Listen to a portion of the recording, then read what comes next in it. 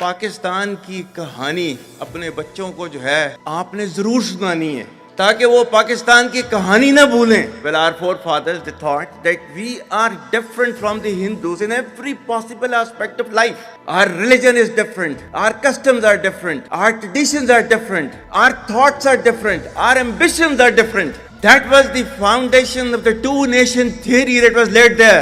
Pakistani army chief Asim Munir ने जब to nation theory का झंडा उठाकर भारत के खिलाफ एक सिविलाइजेशनल वॉर की बात कही तो उन्हें शायद अंदाज़ा नहीं था कि पाकिस्तान के अंदर ही अब लोग 5 नेशन थ्योरी की बात करने लगेंगे. पहले ये समझिए ये 5 नेशन थ्योरी क्या है.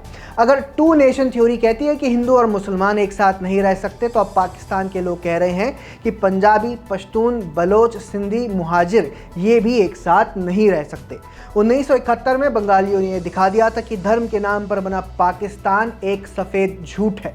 अब 2025 में पश्तून, बलोच और सिंधी वही काम करने को तैयार बैठे हैं. आप पश्तूनों के सोशल मीडिया पोस्ट देखिए. एक पश्तून पाकिस्तानी आर्मी चीफ आसिम मुनीर से कह रहा है कि जनरल साहब 2 नेशन थ्योरी को छोड़ो, अब 5 नेशन थ्योरी की विचारधारा का समय आ गया है. आज जब भारत और पाकिस्तान के बीच जंग के आसार हैं तो पाकिस्तान अब पश्तूनों से मदद की गुहार लगा रहा है. बढ़ के आ रही है और हमें मालूम है कि हमारे पख्तून भाई हमेशा से इंतहाई बहादुर और इंतहाई दीदा दलेर रहे हैं और पाकिस्तान बिल्कुल दलेर. और अब पश्तूनों का जवाब भी सुन लीजिए. और बतौर पाकिस्तानी अगर जंग बढ़ जाती है तो बंदूक लेकर बॉर्डर पर जाएंगे? नहीं, अगर जंग बढ़ जाती है तो मैं इंग्लैंड चला जाऊंगा सर. और ये सिर्फ एक वीडियो नहीं है, आप ये एक और वीडियो देखिए.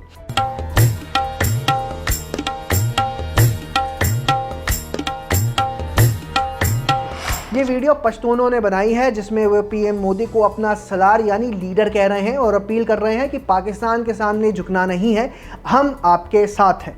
और ऐसी सैकड़ों वीडियोस हैं जिसमें पश्तूनों ने भारत के खिलाफ जंग में पाकिस्तान की पंजाबी आर्मी का साथ देने से साफ मना कर दिया है. लोग तो छोड़िए, पश्तून नेता जो पाकिस्तान की सीनेट का हिस्सा है वो भी भारत के साथ जंग में पंजाबियों का साथ देने से मना कर रहे हैं. आप एमल वली खान को सुनिए. सोशल मीडिया पे बड़ी मीम्स और चीज़ चल रही कि एमल वली खान ने कहा कि अब पंजाबी लड़े, पख्तून नहीं लड़ेगा.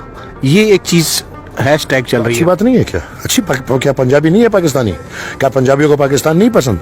क्या उनके हक में, उनके हिस्से में ये नहीं है कि वो भी इस मुल्क के लिए 2-4 कुर्बानियां दे दें, 2-4 बंदूकें उठा लें, जिहाद पे चले जाएं, लड़ाई पे चले जाएं? क्या ये सारी जिंदगी ये डोल भाई उधर से शुरू है और बोल भी पंजाबी रहे? पठान बड़े बहादुर है, पठान बड़े भाई हिंदुस्तान के लिए बहादुर है. बाकी अपने में बात है तो फिर गुलाम करके रखो. हक ना दो, पहचान ना दो, नाम ना दो, नवाला लेकर छीनो, सड़क लेकर छीनो, स्कूल अस्पताल छीनो. अभी भाई हिंदुस्तान को डराना है तो फिर तो अच्छा है. ये मैंने कहा कि आर्मी घर भेज दो, सब पठानों को आर्मी में भर्ती कर दो. ये भी कह रहे हैं कि ये जंग पाकिस्तानी पंजाबियों की है. आपको बता दें कि एमल वली खान पश्तूनों के एक बहुत बड़े नेता माने जाते हैं और अब्दुल गफर खान के वे परपोते हैं. अब्दुल गफर खान जिन्हें फ्रंटियर गांधी भी कहा जाता था. एक पश्तून ने लिखा, भारत पख्तूनख्वा में जंग का बिगुल बजा चुका है और पंजाबी पाकिस्तान सुपर लीग खेलने में मस्त हैं.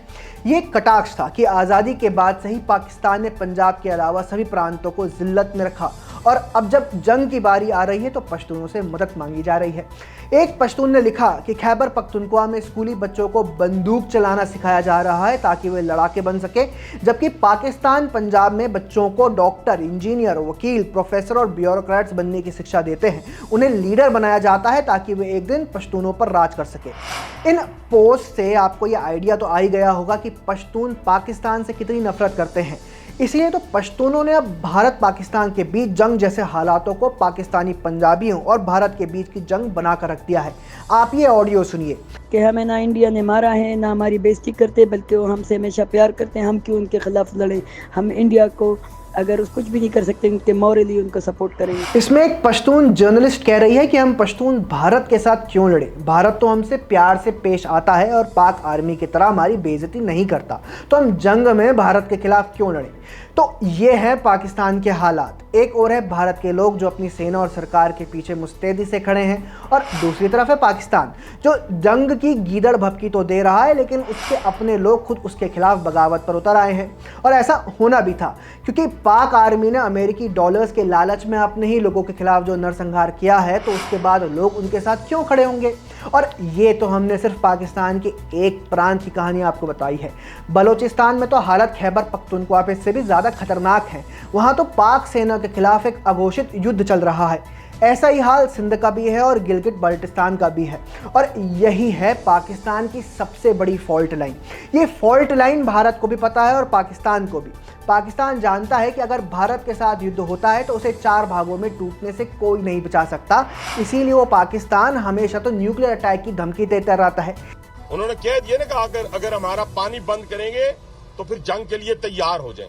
ये जो गोरी, शाहीन, गजनवी, ये चौकों में सजाने के लिए नहीं हमने रखे हुए, ये हमने हिंदुस्तान के लिए रखे हैं बाबा। ये जो 130 एटॉमिक हमारे पास वेपन है वो हमने सिर्फ मॉडल बनाने के लिए नहीं रखे हुए। आपने भी हमेशा सुना होगा कि जब भी भारत के साथ बॉर्डर पर कुछ टेंशन्स होती हैं तो पाकिस्तानी सेना, नेता, पत्रकार एक ही चीज जोर जोर से चिल्लाते हैं कि हम एटमी ताकत हैं। लेकिन भारत की तरफ से आप कभी भी ऐसे कोई बयान नहीं सुनते हैं। क्यों?